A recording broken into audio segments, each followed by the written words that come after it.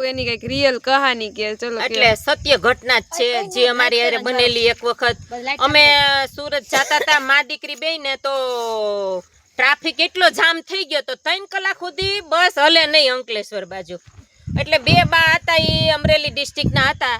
એ બે બા ત્યાં પેટ્રોલ પંપ આવ્યો ને એટલે બિચારા ઉતરા.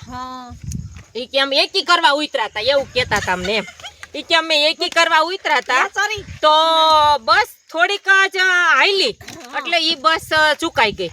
પછી ઈ બે બા આમને ઉભા ઉભા વાટ જોવે ને હાથ ઊંચા કરે. મારું ધ્યાન બારીએથી પડી ગયું.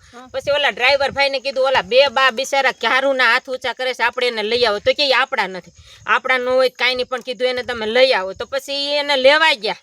લઈ આવ્યા તો ખરા, પણ તો કોઈ જગ્યા ન દે. પછી મેં મારા ઈ બા બોડીમાં એવા અને હું એવી પાછી હલો હોય ઠીકા ઠીક ની તઈ નહીં થયું અને જાનું એમાં મુંજાય. હવે બે બા બેઠા તો ખરા. બાને કીધું કઈ ફોન નંબર, કઈ તમારા પાસે એડ્રેસ કે કઈ, કે લાલ ને રામ બસ હતી. લાલ ને રામ બસ હતી. મેં કીધું બા લાલ ને રામ બસ તો બરોબર, પણ કઈક એડ્રેસ કઈ ઠેકાણું તમે દો, તમારા ઘરનાવને કઈક કોન્ટેક કરીએ. એ કે કાંઈ નથી. દેરાણી એક હતા નણંદ ને એક હતા ભોજાઈ. ભોજાઈ નણંદ ને ઠપકો દે અને નણંદ ભોજાઈ ને ઠપકો દે. આયલું આયલું બે બાંધવાનું ચાલુ કર્યું. પછી મેં કીધું કે બા યાદ કરો. કીધું કાંઈ તમારા પાસે નંબર હોય, કાંઈ એવું ઠેકાણ હોય તમે મને કહો, હું કોન્ટેક કરું. તો એ કે મારા ફોન એમાં પડ્યા રહ્યા છે.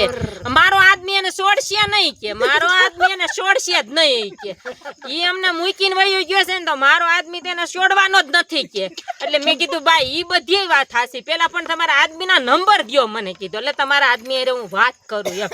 તો એ બાએ મને યાદ કરીને એક કાપલીમાંથી નંબર એના કોઈ હગાનો કોકનો નંબર એના પાસે હતો. એ વાયાથી બધાને કોન્ટેક કર્યો અને ઈ બાઈએ ચાલુ કર્યું ફોનમાં વાત કરવાનું. એ અમે અમારી રામ બસમાં હતા, લાલ બસ હતી, લાલ કલરની રામ બસ અમને મૂકીને વહી ગઈ છે. અને આ બેનોએ અમને હાસવી લીધા છે કે હવે એને તમે છોડતા નહીં, કે ગમે ત્યાં હોય.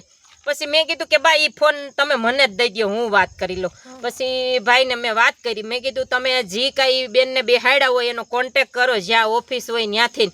ક્યાંથી બાને બેહાડ્યા હતા, ખરખરાના કામે હતા, ગામડેથી બેઠા છે, કોન્ટેક કરો કીધું એનો.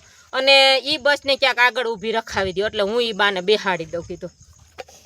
ઈ બાની બહુ ખુશ થયા. મેં એને ઠેઠ સુરત સુધી પુગાડ્યા અને મને એમ કીધું કે તમે આવો, અમારે મોટા શોરૂમ છે, હાડીઓની દુકાનો છે, અમારા છોકરા કે તમને બધી પહેરામણી એટલી કરશે. મેં કીધું મારે કાંઈ ન જોઈ બા.